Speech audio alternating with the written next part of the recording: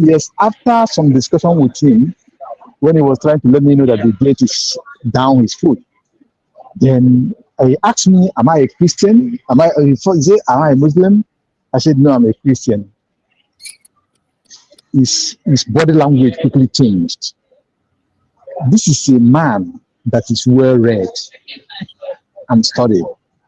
And this will tell you how these people reason in general.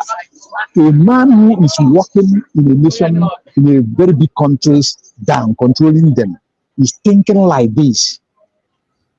That will tell you how these people are. No matter, thank you, sir, from Dr. Sigurd. Go ahead. No matter their position, no matter how educated they may be,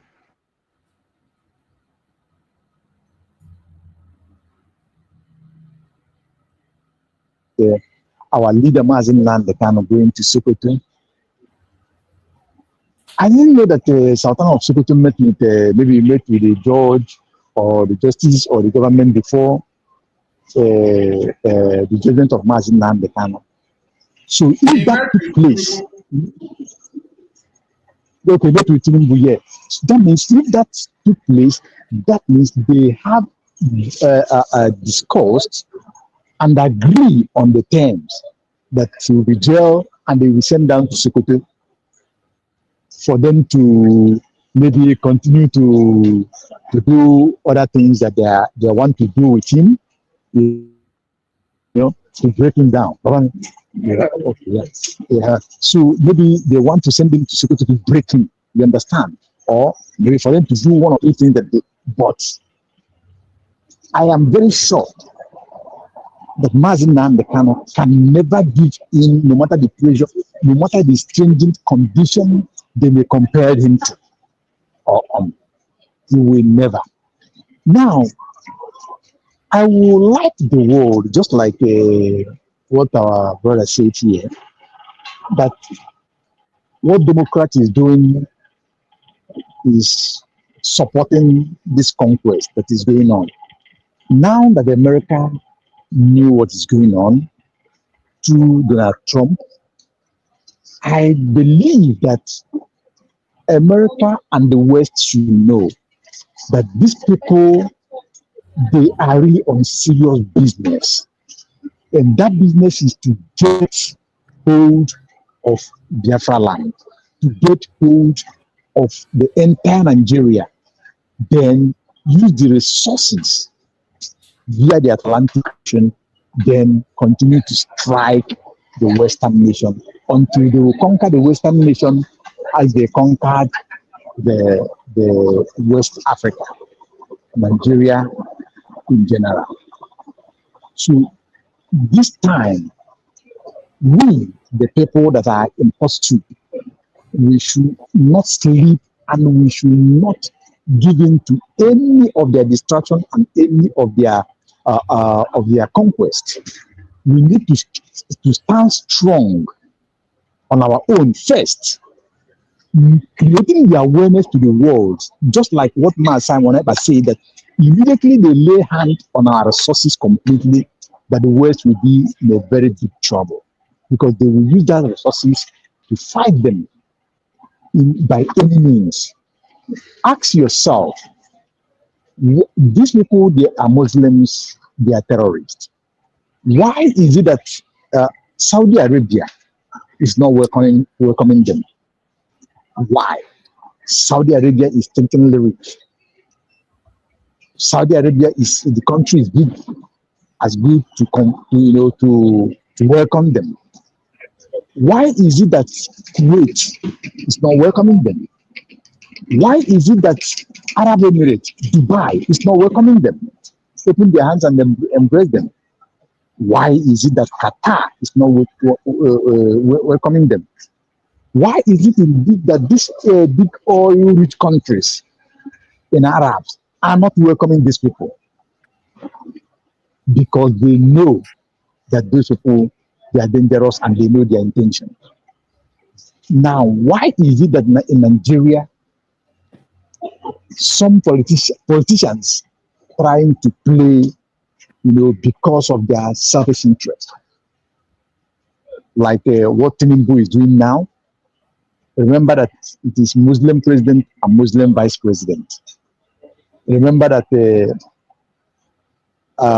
Tinubu said that he will start from where Buhari stopped. What does it tell us? The agenda of terrorism, the agenda of conquest. This morning I listened, I think it's you that said it or who said it,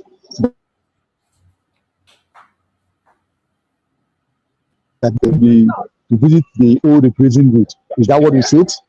That they should revisit the old grazing route and do ranches. Is that what I heard you say, the Mazi survivor?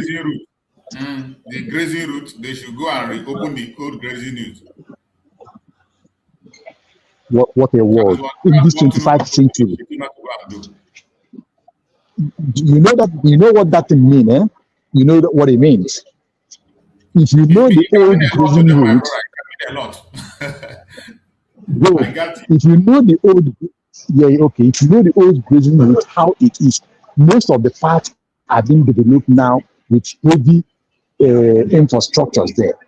Of course, not even almost all the grazing routes are no longer existing. Good. It's not so they are going to, oh my God, this is funny. This is but I believe it's not gonna stand at all. Many people will cry. Many people will see more clear of what Mazi Nnamdi is crying about since 2013 to date. They will see that what Mazi Simon was preaching and why we Biafrans were fighting. It is time. So let us keep informing the world. Now Mazi Nnamdi is in Sokoto. I strongly believe no matter the condition they will bring, no matter how they will try to poison him or to do whatever, it will never take effect. And we will never yield to that. Mazi Nnamdi is out of the way. And the Mazi Simon is there in Finland as well. But look at it, we are still marching. We can't allow ourselves to be stopped, because if these people stop us in the near future, maybe our existence will be history. Thank you, my survivor. I'll be listening and I will be jumping in, the place I am now. As a call to service. May God bless you. May God bless us. Thank you. Thank you so much. God bless you too. We appreciate you. Thank you so much for that wonderful, wonderful contribution. And we will continue to speak no matter what they do, no matter what they say, no matter how they do it. We will continue to make our contribution speak. Just like my brother said, we know when Tinubu was given that order to reopen, and he gave the memo to the vice president on camera to go and revisit those old grazing routes, and you begin to wonder, are these people really serious to maintain peace in Nigeria? There is no sign of seriousness in them.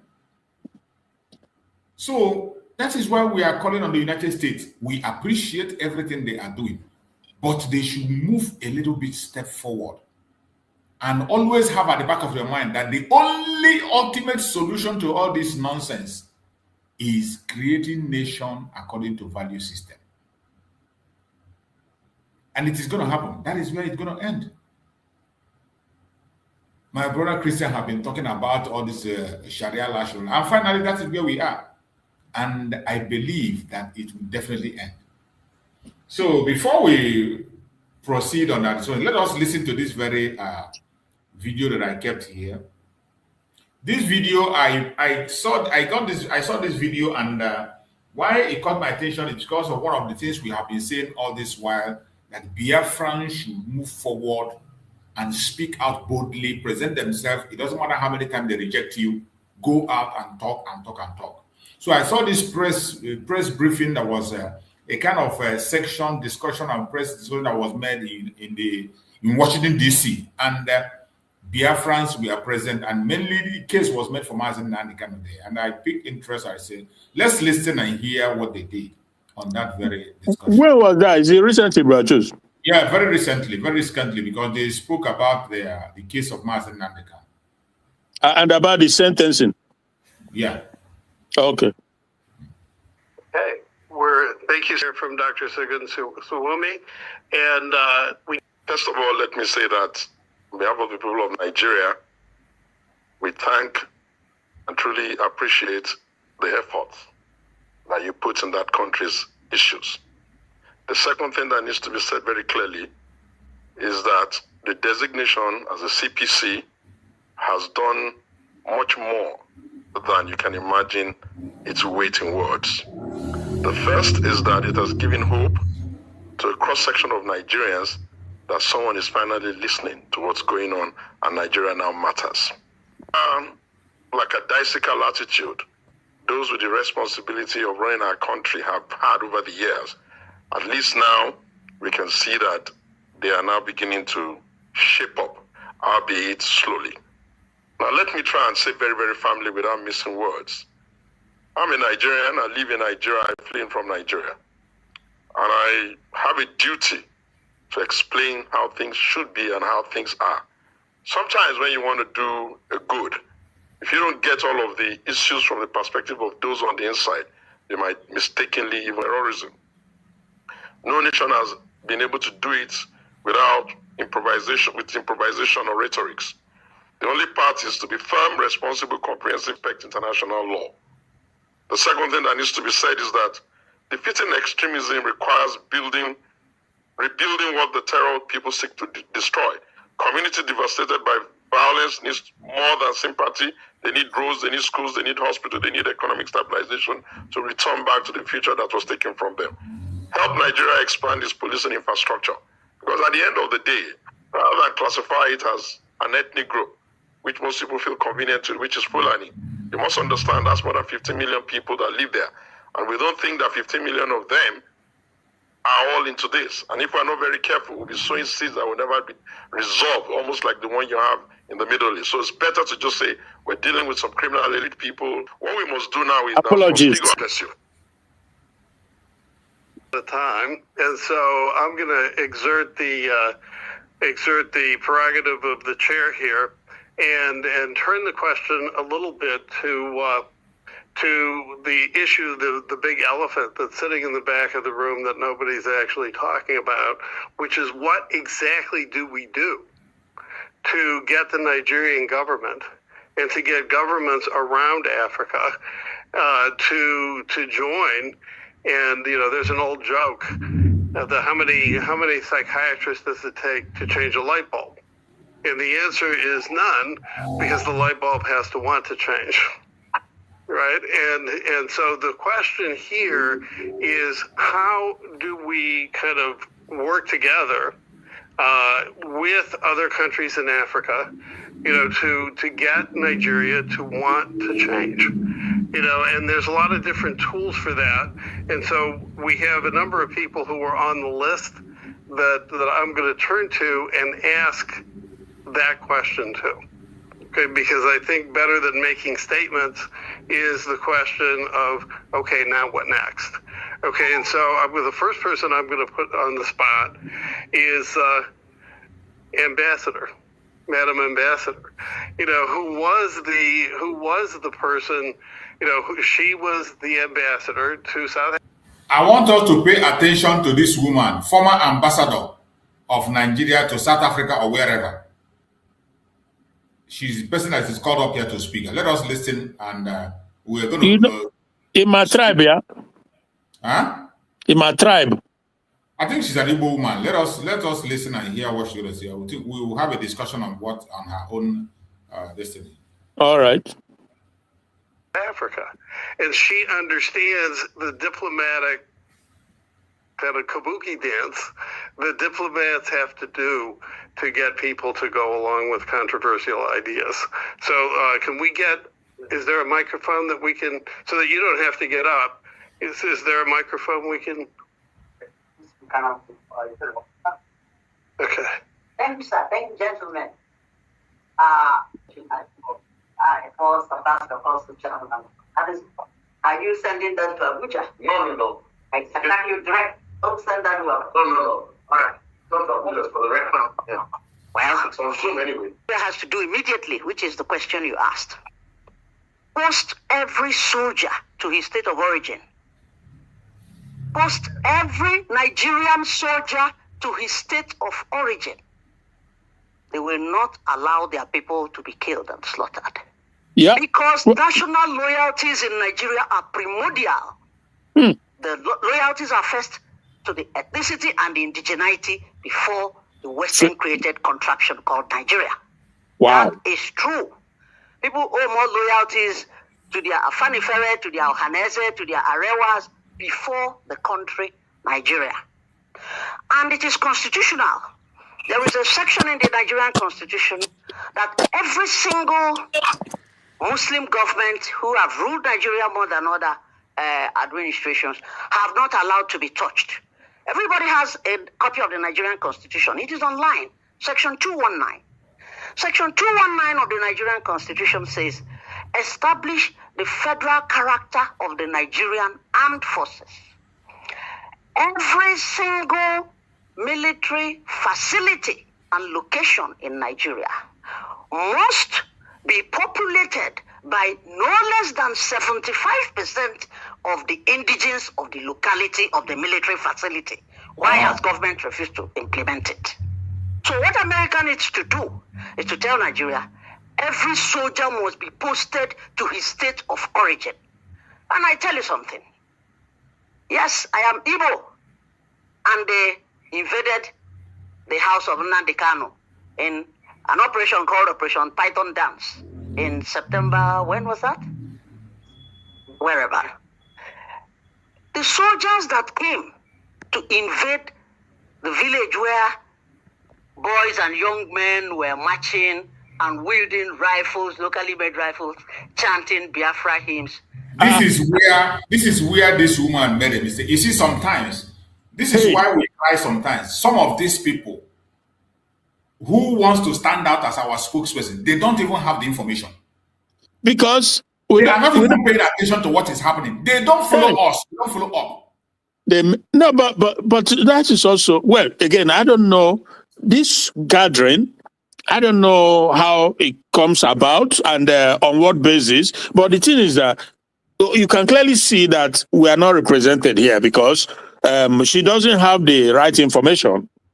And if we were doing enough, I mean, it's just sad. They would be able to at least let her know the actual position of things going on, and she will have. But by the way, I don't know if she says she's Igbo, but we didn't show her face. But it looks like a white kid. But anyway, that is not really the issue. But it looks white to me. Am I right, Brachus? My problem with her now is that she's an Igbo woman.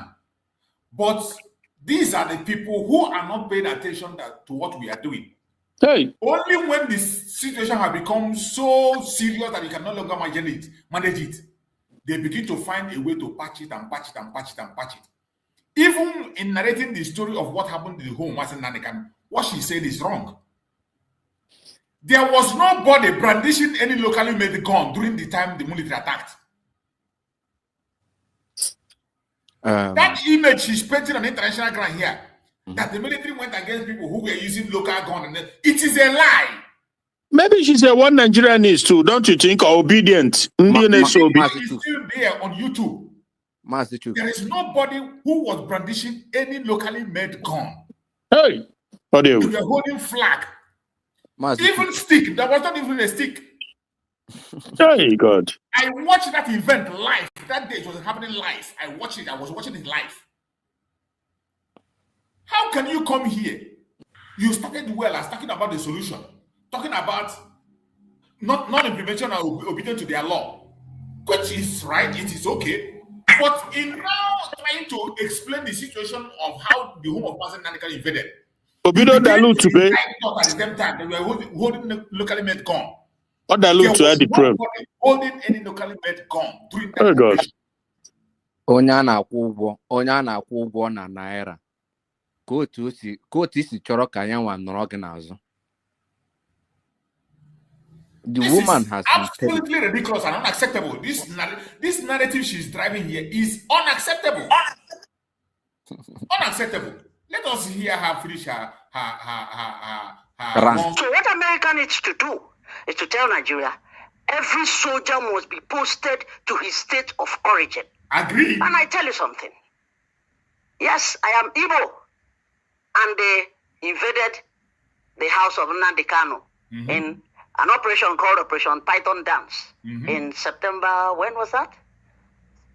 Wherever. You don't even know. The soldiers that came to invade the village where boys and young men were marching and wielding rifles, locally made rifles, chanting. Nobody was wielding rifle. This is a lie from pit of the hell. Nobody was wielding any rifle, whether locally or English made. No, none, nobody. And I ask myself, why did she choose to use that language in an international setting in Washington, D.C. at this time? Just to spoil. In the name of making a case for Ndibo. Yeah, he spoiled the whole thing. Mazi Chooks, go to the Maranonia Wonibo. It's not hidden. Go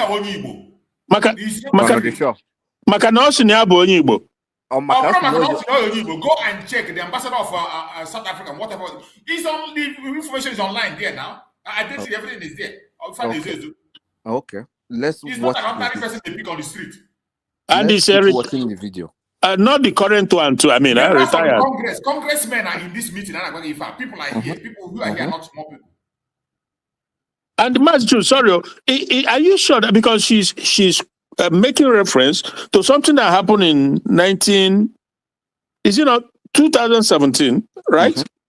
So I hope it's not a very old video back there. I don't know. Huh? Maybe you were not listening when the person that introduced this was talking about the CPC designation of Nigeria that we are facing today. That is the topic they're discussing. How to make Nigeria better. That is the topic. It is not an old video, it's a current video. All right. Yeah, but she was talking about what happened in 2017. Well, Python dance. Yeah, hopefully that is current one because of course Nigeria was designated too. It is a current one. You didn't listen from the beginning. This particular one is a current one. But here one. We have 2000. I know. Yeah, it's made before 2017 or something. She's given an example of how Nigeria have deviated from their law, not obeying their law, and the high-handedness of the government on the people. Yeah, but it's all in line with what Arnold said that we don't have representatives to. So that is why you see all these things in fractions. You see because we don't have people in the US to speak and to because if you don't tell your own story, someone else will tell it for you. This is what is happening. Oh yeah, no, maybe she's Igbo, like you said, but who knows where her loyalty lies? Maybe she's a one Nigerianist, yeah, of course, and maybe she's believe in Obi. There are lots of people, Igbo Biafrans in America, who are still holding out hope that Peter Obi will be president. I am telling you the gospel truth. And when they come to talk about when they come to talk about our issue, they always dilute it. They try to cut. They don't speak about Biafra. They try to push it aside and say something because they are holding on that hope that Peter Obi will be president. So this is a serious thing. We don't have, as far as representation and Biafra, there's no organization, there's nobody out there who can say something about us. So it's sad.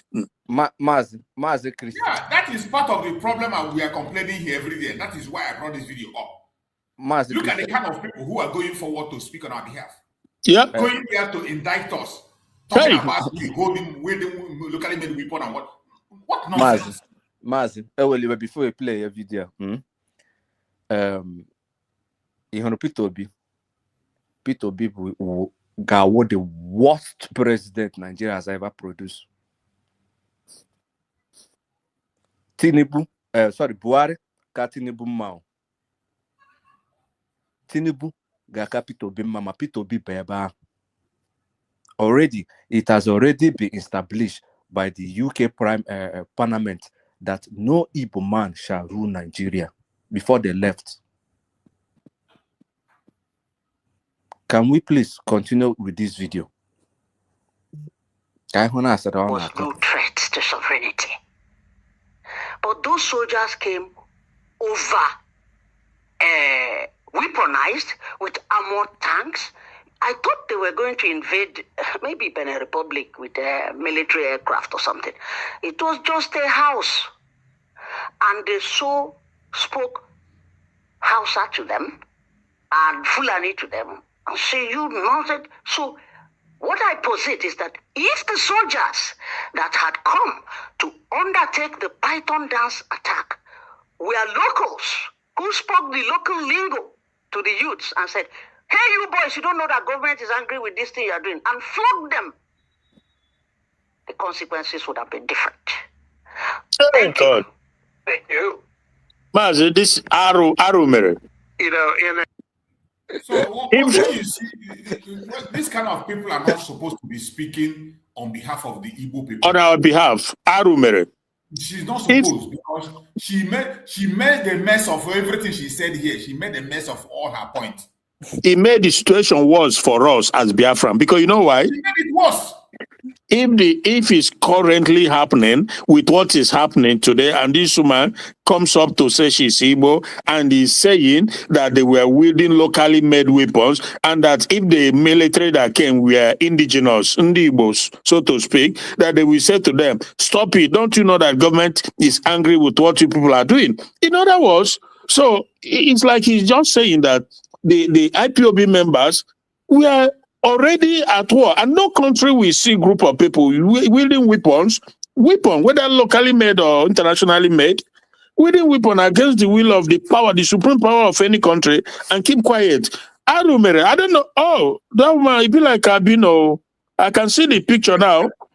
All the candy Molato Kobo, Mazi. We're gonna stop this. What do they do? Anybody that just said anything again will also be Igbo. Now Igbo, full-born Igbo woman. Of course now. Now the show now. Now the picture, the face show. I see say na Igbo, but na Molato. Yourself, the voice. If you hear the voice, you could not say this one na Igbo woman. It be like South Africa from the voice, maybe because she lived there, whatever. But I see now that Molato now she be Abino, yeah. Anyway, please, Reverend, Bishop Kuka. In damage control, Omega now. Bishop Kuka, I see damage control now. Medicine after death. Yatago, Bishop Kuka nebu Christians, Muslims, Ebeyanwano. Yan was in a genocide.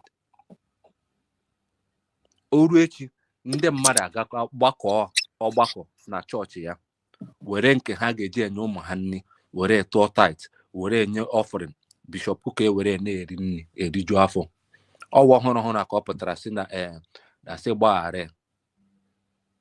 Sometimes like this we have to understand that look, the northern elites, they've seen that 99.9% of our people, once you give them money, yes, they will preach on their own behalf.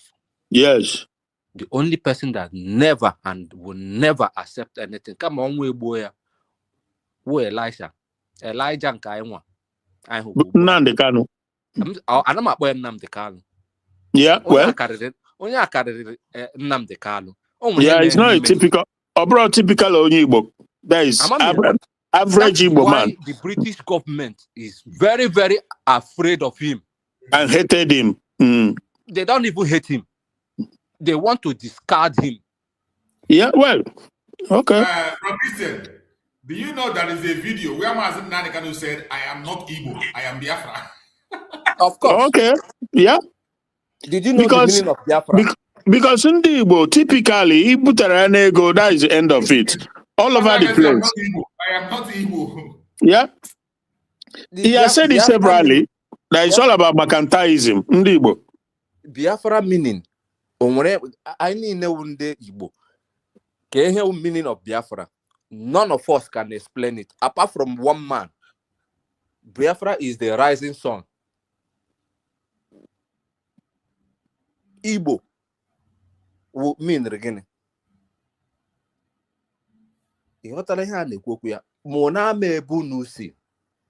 Another man will tell your story.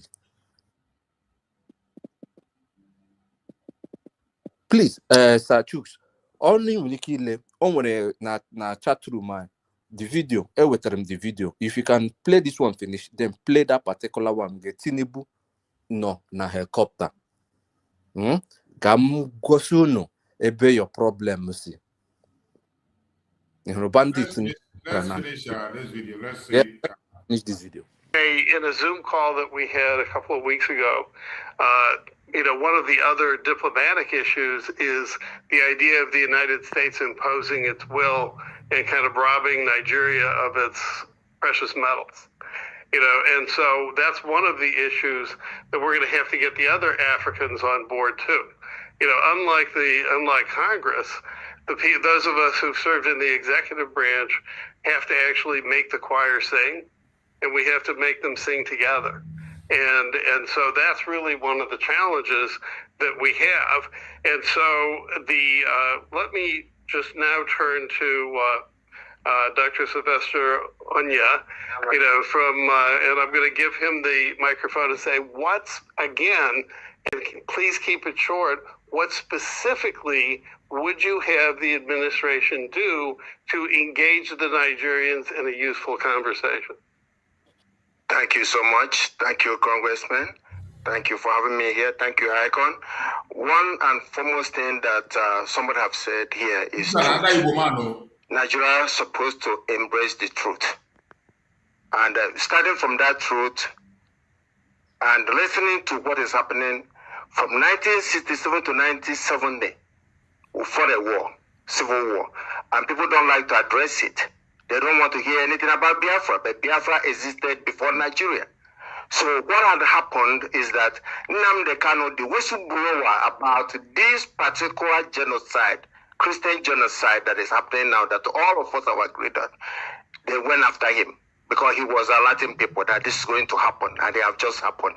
What is it today? He's somewhere in Sokoto doing life term for nothing, just telling people that, hey, be careful, government should restructure the system that didn't work in 67. That the same system is still what we're suffering today. The resources we're talking about one Nigeria, is based on our side, which is the southeast. But when we hear about resources, it's one Nigeria. Who is benefiting from one Nigeria? Sir, I should ask you that because you're just coming from Nigeria. Who is benefiting? Thank you.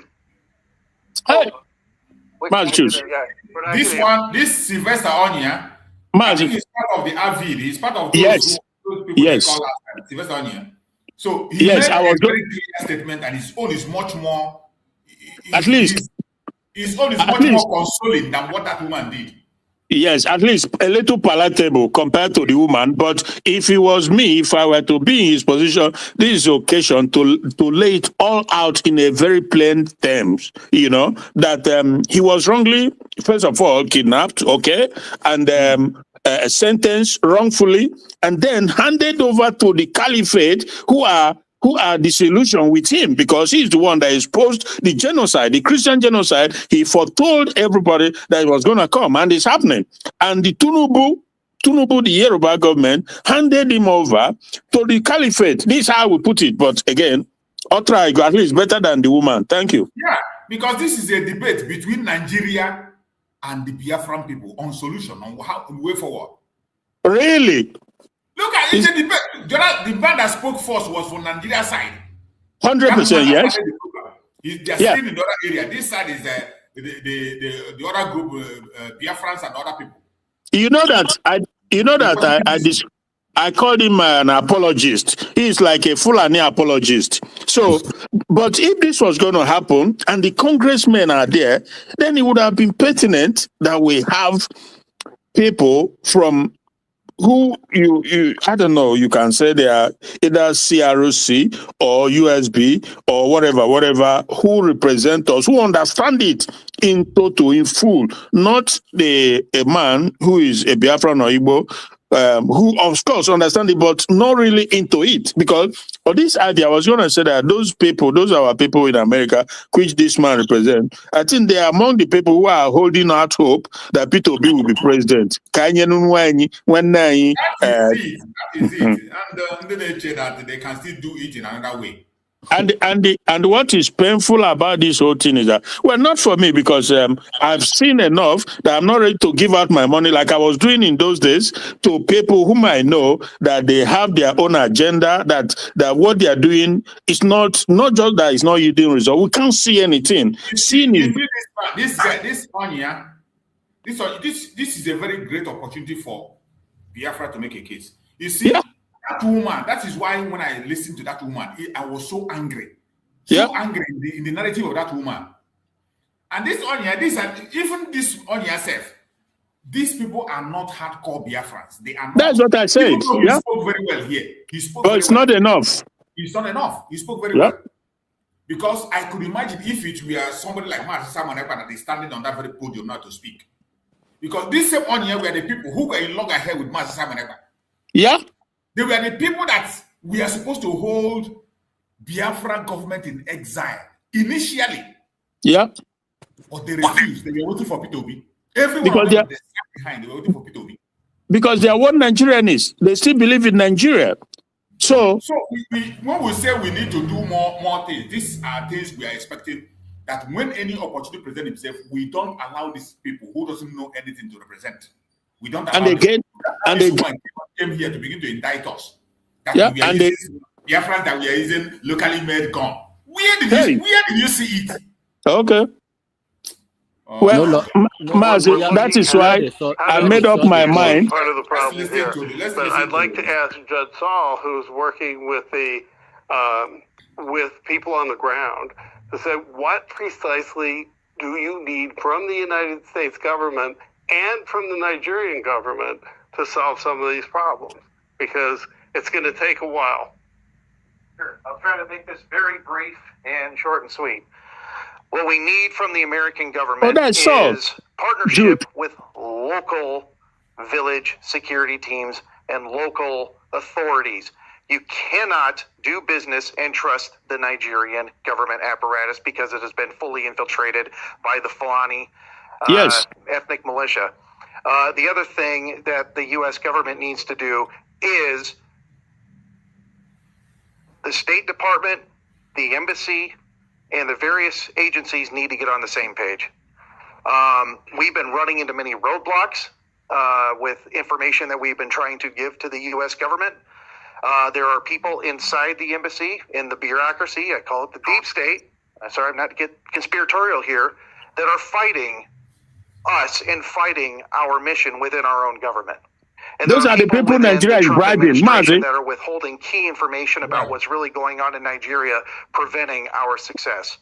So everybody does need to get on the same, sing the same chorus and get on the same harmony. And I have one critical thing I want to say, and it's a warning, and I want this on record for everybody listening and watching.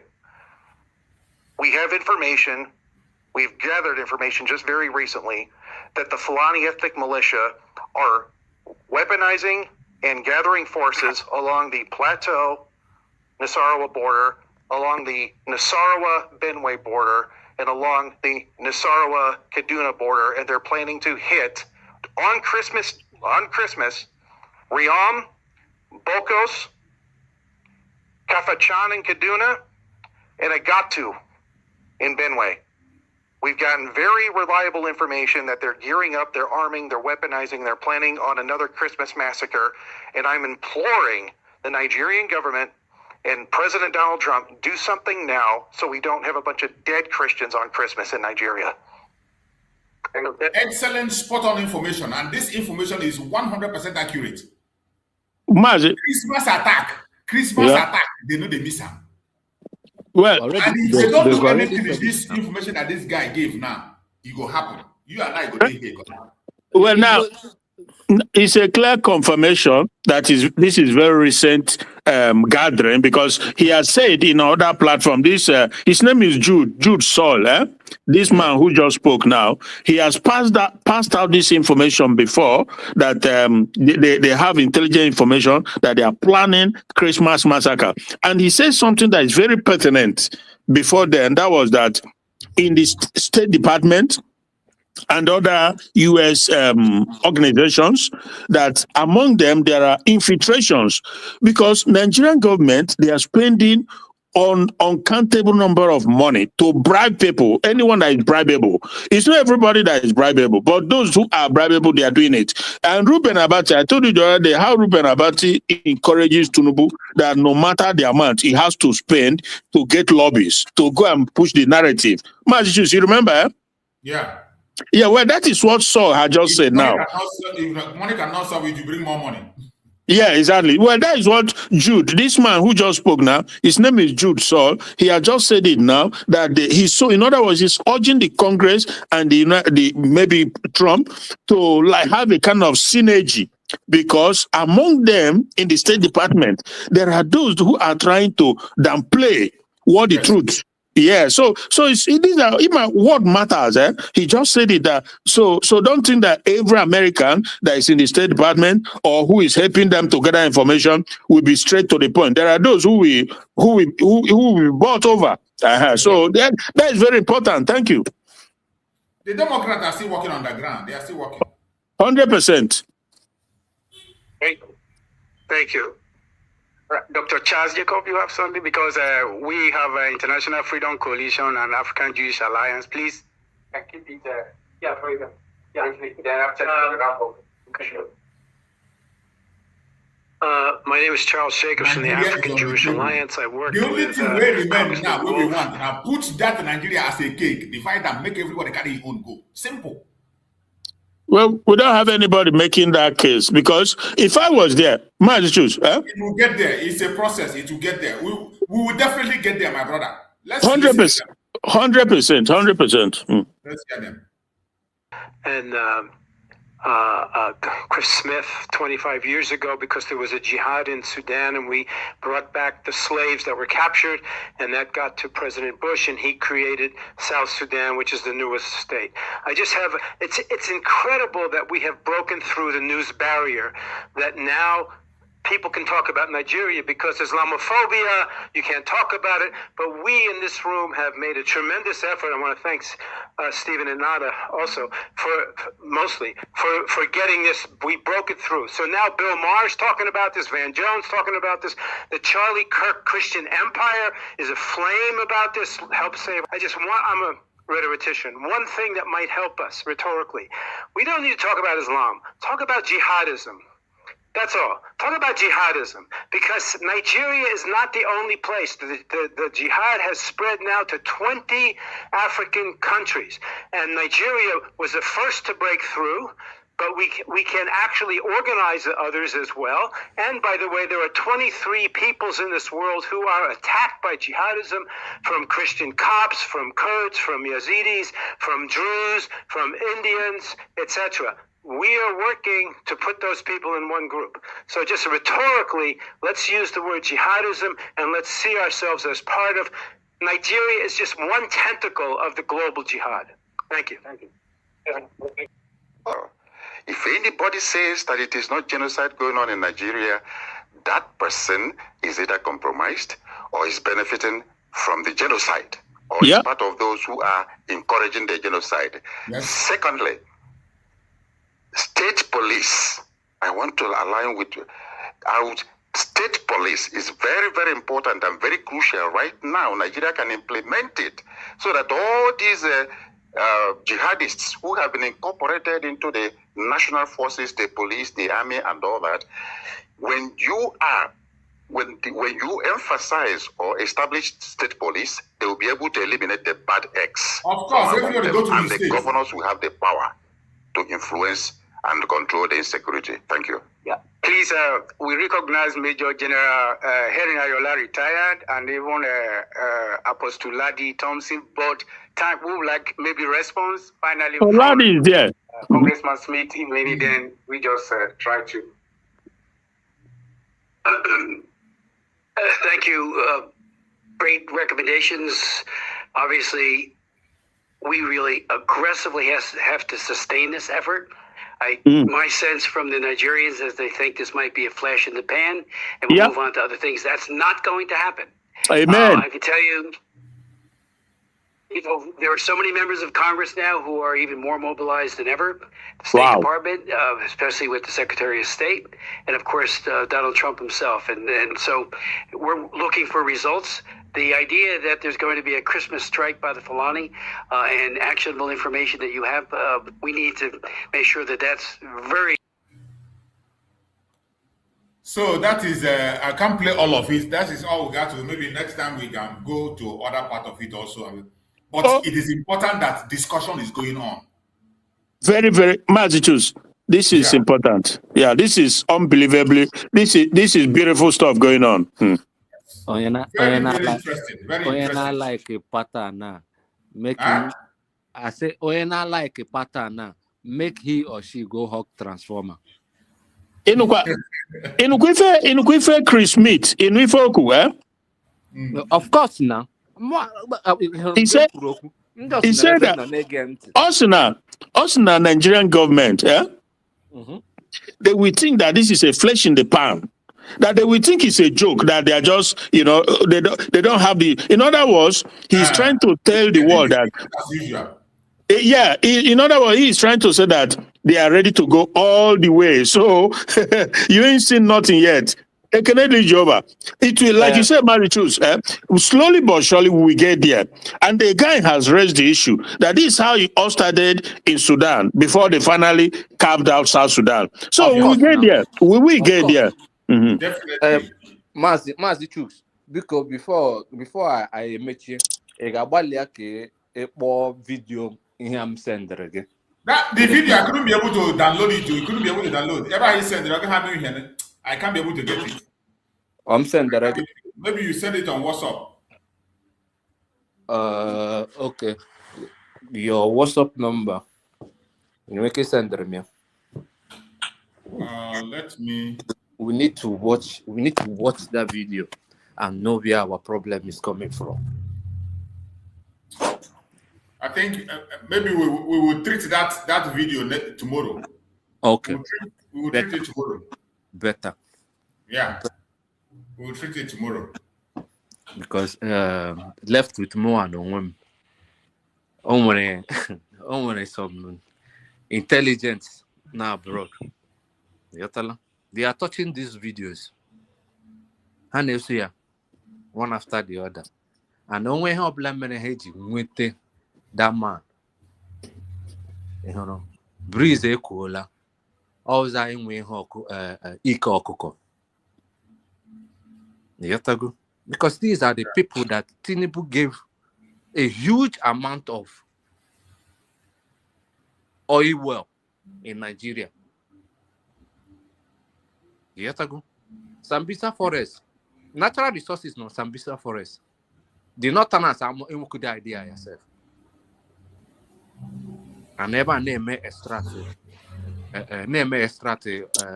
resources. You make it the 12 Chinese people around Nigeria with any man or Tinubu or Buhari there. And not to say and a house they don't know their whereabouts. Buhari. Of course. They don't know their whereabouts.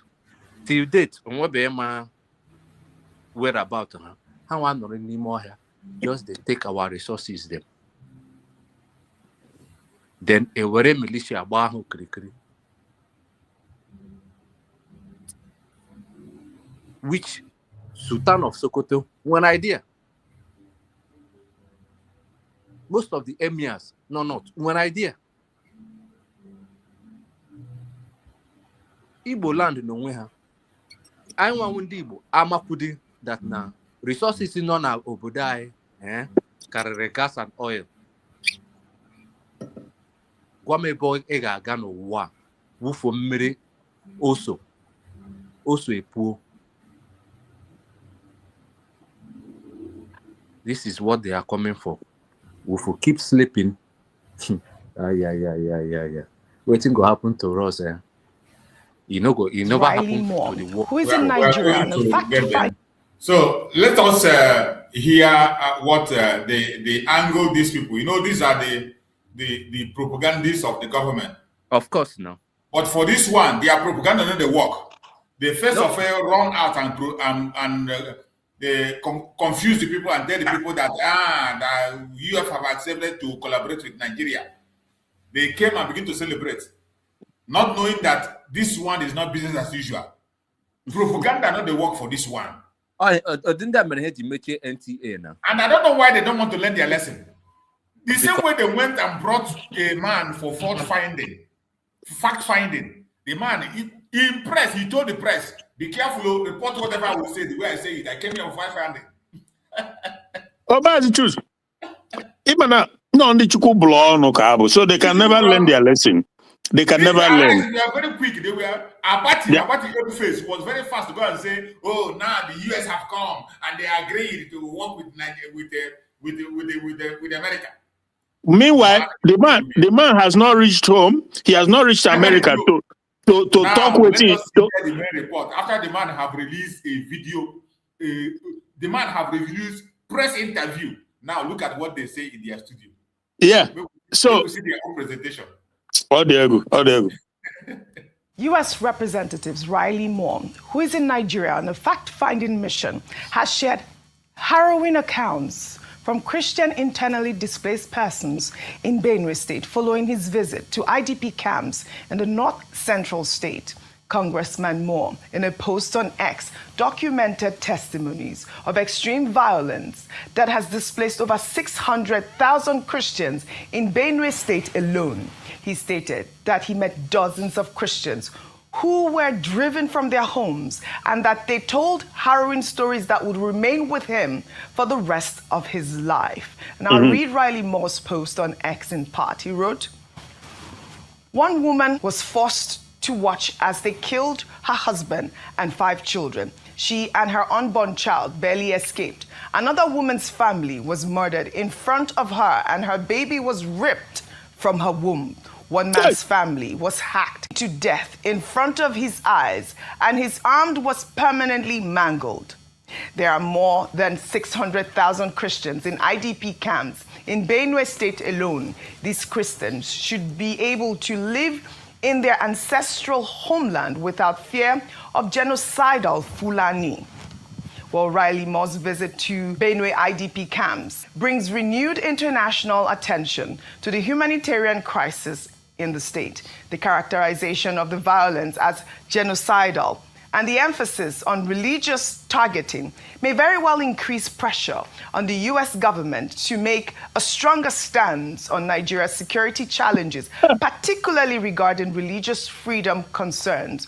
And of course, the U.S. House of Appropriation responded to Riley Moore's post on X, and they wrote, "America will not look away as innocent lives are stolen," directed by the President of the United States. Appropriators led an on-the-ground mission to inform a report on Christian persecution in Nigeria and guide policy recommendation. Religious freedom and atrocity response are central to our NSRP bill. And I'll take a reaction from a Nigerian user on X. He wrote, "I have to say, I'm genuinely surprised at the amount of effort the U.S. is putting into these congressional hearings. A big delegation in Nigeria going around the country and talking to actual people. Nigerian leaders don't even care that much about this stuff. Very weird and interesting." Ayo, meanwhile, last week, former Niger Delta militant leader Asari Dokubo berated Reverend Ezekiel Dachimo, the chairman of the Church of Christ in Nations in Plateau State, who has been outspoken about the severity of the Christian genocide in Nigeria. Well, in the video that made the rounds on social media, Asari Dokubo warned Dachimo to stop spewing the genocide narrative in Nigeria, describing Dachimo as a fake pastor and a pathetic, pathological liar. Let's take a look. Dachimo, if I place curse on you, you will not last 24 hours. Lie be easy. You will not last 24 hours because you are a fake and you are a liar. There's hardly any crisis in the north that is rooted in religion. So the Hausa people, farmers that are being killed in Sokoto. Did you hear this guy? That there is no crisis in the north that is rooted in religion. Because Nigerians me where they had the talk, I don't live for north. I know what we saw during the time of Betesine in 80s. Yeah. I don't know what they give this man courage. I can't just understand. Well, it's understandable. It's not, I don't think it's difficult to understand why he's doing what he's doing, because it's part of why the caliphate adopted him, you know, and he has been taught to see black and call it white. That is the takia. They are all in it, because on what basis do they cut off the neck of Akaluka in the north? Is it not religion? On what basis do they stone Deborah? On what basis do they stone Deborah and buy Deborah? Is it not religion, Islam, Sharia? On what basis do they take the shop of that Igbo man who was crying on TV before the whole world that he's a Christian, he's not a Muslim, but they took his shop? It's not. So obviously, come on now. Yeah. How do you? And in Kebbi, by the so-called bandits or whatever they are called, why are they killing them? All right. Asari Dokubo has spoken again. The last time he spoke, he said he was going to challenge the U.S. President Donald Trump if he were to bring boots on ground in Nigeria. Now he's here saying that there's no Christian genocide in Nigeria. I'll take this reaction before I come to you, Ayo. Meanwhile, terrorists holding the wife and daughter of murdered Anglican priest Venerable Edwin Archie has released disturbing photographs showing a machine gun pointed at the captives. The images were shared on the late priest's hijacked Facebook account. Venerable Archie was kidnapped alongside his wife, Sarah, and their daughter from their Kaduna residence on October 28th. Despite the family raising ransom funds, the priest was killed after nearly a month in captivity. The abductors have now hijacked his Facebook account to post new photos of his wife and daughter with weapons pointing at them. The Anglican Church has made repeated appeals for the immediate release of Sarah and her daughter.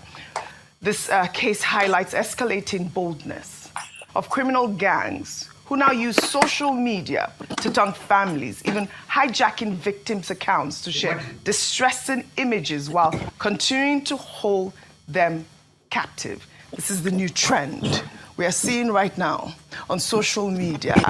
We saw the story of Venerable Archie who died. We mourned him right here on the table. And now these terrorists have released this footage. Yeah. I think, I don't know if I should blame the terrorists for their brazenness. When we have reports of rescue operations without any single arrest, then you can understand why we can see them become bolder, and even the things that they do not have or dare do would come on board and do this. And it's quite sad to see the effects of banditry, terrorism on lives and families. Since October 28th, this family have been in captivity. We talked about their father and husband being killed and how unfortunately terrible that was. But again, this is perhaps a wake-up call again and again to appropriate authorities to act on this. We don't want, yes, we love the rescues, we are grateful that rescues are happening, but beyond that, these perpetrators must be caught and brought to book. If not, they will continue to not just act in their in this manner, but also be very bold about it and almost a slap on the face of the government by these kind of videos that they do. The other part of it is also access to social media. We often talk about how everybody now has access to social media, they can talk, and that's why I don't blame Asari Dokubo as well. He has a device, he can come out and make statements that are not founded on truth or fact and just sit down and say things. I don't think we should pay much attention to him because he does not have any bona fide to speak on this matter. He's not from the area. He hasn't spoken to any people from the area. I wonder what his response to Congressman Riley would be, because you can bully the people in your country. And I think it's quite sad, because I've said it again and again, that the Nigerian people, the Nigerian National Assembly, whether it's the House of Representatives or the Senate, ought to be taking the lead on this. Correct. They should be the ones going on fact-finding mission and going to the IDP camps, giving us. But I'm grateful that we had Honorable Ugo just a few minutes ago on the show, and at least someone. I have something to say on this. Okay, let me allow her from that region.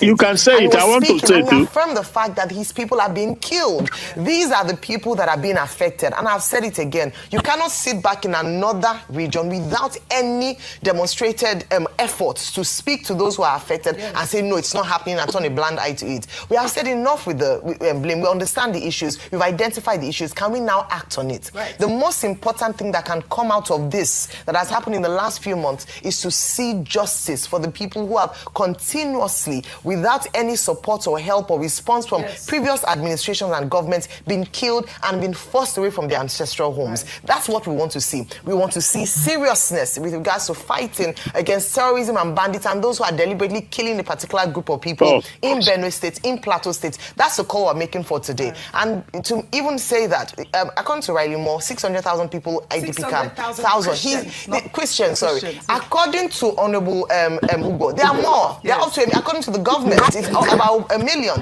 And these people have been left unheard, unattended to for so long, and it took an American fact-finding mission to tell us what is obvious to us, what the Nigerian government understands is a problem. That, for me, is one of the biggest problems. We must act, and we must see a solution to this problem once and for all. Well That's said, what we Ayo. want. I like the fact that you were able to tie in the fact that people have to be on ground before they make comments like, you know, Asari Dokubodi. You see, face, no talk. Face, no talk. Nonsense that we are talking now. I have a problem. Just like they blame Asare Dokubo for talking because he's not on the ground. Now, these people are journalists. Why they no go on the ground? My brother, journalists, they are still working based on what Riley Moore, all the way from United States, came and gave evidence. Yeah. And they are still there comparing with what government have said. Yeah. And now you, the media people, what is your own finding as a media house? Did you see why we say the media is the major problem? It's even one of the biggest problems. Look at that face sitting there. This topic swallow up. He doesn't want these things to come out. Trust me. Face about it. He doesn't want. Was he not the one that was celebrating that he said that now US and this one have now agreed? Of course. Now, you know, see that it's cold now, like ice water. You see, it is so disturbing that in a country, their media cannot even verify information. They can't even get their own information. They are here telling us of a report from the US, report from the government. So you don't have your own independent. You are now blaming Asare Dokubo. Oh, you are not on the ground. Why must you talk? You always sit that inside that studio. Do you have any right to blame Asare Dokubo for staying in his own room and typing with his own phone? Face about it. The boss is bubble. Now to come and sit there with suit and tie, and he call himself a journalist. Why you don't go there and carry out investigative journalism? Is that not what you are supposed to do as a journalist? No. Immediately he jumped up to say that the American investigations, they've come and that they've commended President Tinubu. And now you see how cold he is. He didn't even know that the written is coming. Now he has been like a body blow. See how he did cold now. Mazi choose all the ego. That first video you played, video, man. Maybe we complete it some other day, whatever you wanna do. But the thing is, that is the cocoa of the matter. That is where it is. Exactly. Because there has to be, of course, it's like stage by stage approach, you know. Yes. So we know where eventually this whole thing, by the grace of Chukwu Kabiyama, we know where it's gonna end up. Because a lasting solution has to be preferred. It cannot be, and I'm so glad with the word of Chris Smith, who understand the Biafra plight in Nigeria. But why they are approaching it like this? Maybe it's also a tactical approach. We shall see. It's not, bro. If I game or name already, because for us to be here alone, Chukwu Kabiyama, I doff my heart. My brothers, well, God is at work. Amen. We are at work as well. Sure. You see, these little contributions we are making on daily basis, every minute, every hour, and every second, it goes a long way. Yeah. There's something one of our brothers say here. Okay, he said that the North or Nigerians did not know that there is mineral resources in the North. That even their governor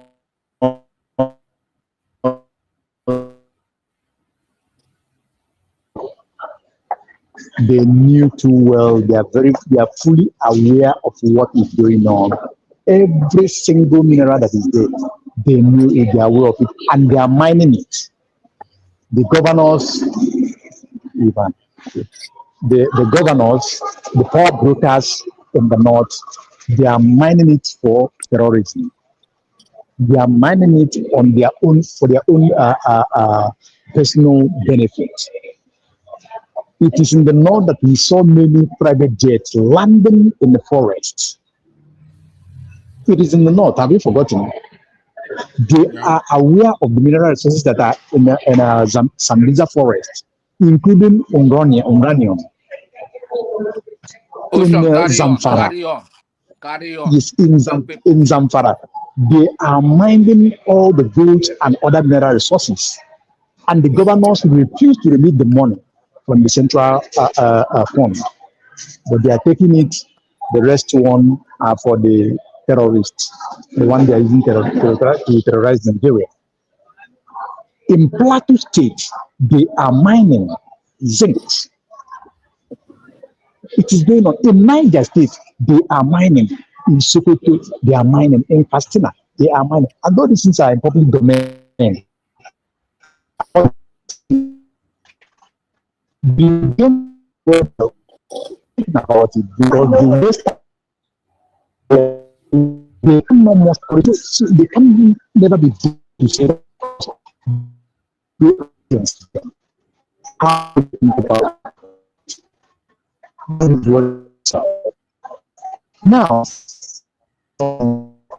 Your audio is very poor. We can't hear you. We can barely hear you. Oh my God! You can hear me? Oh my God! Can you hear me?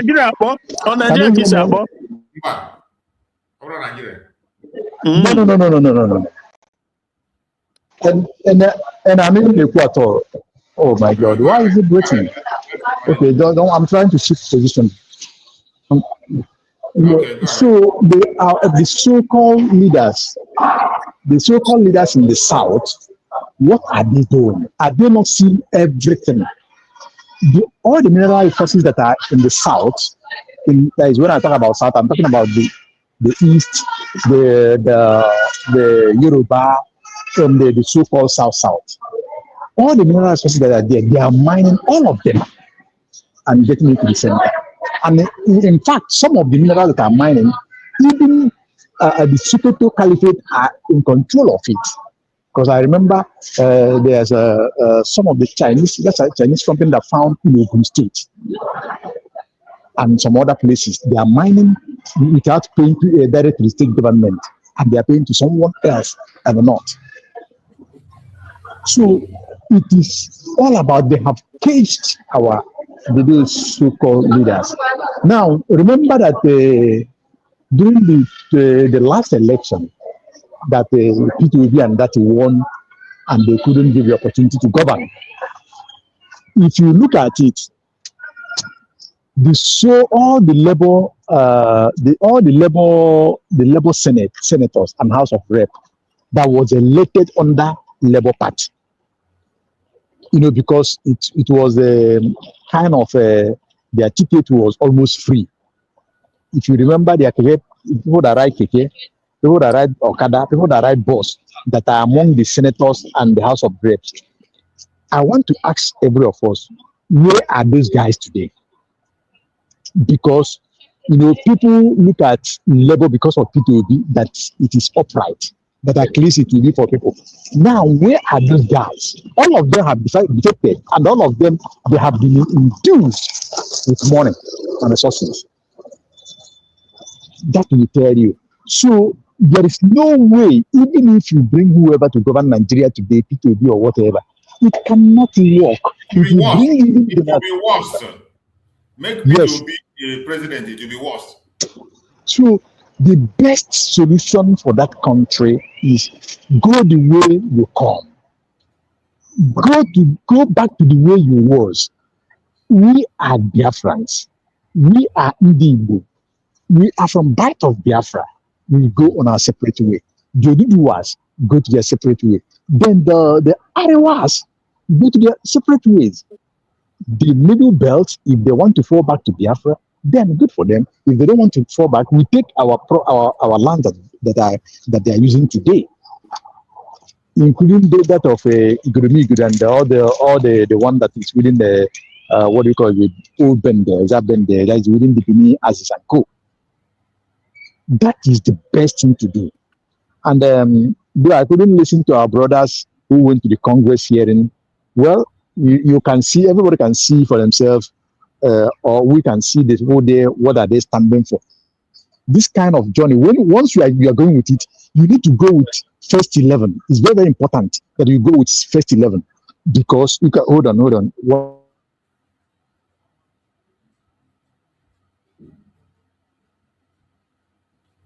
We lost you. I think maybe a call.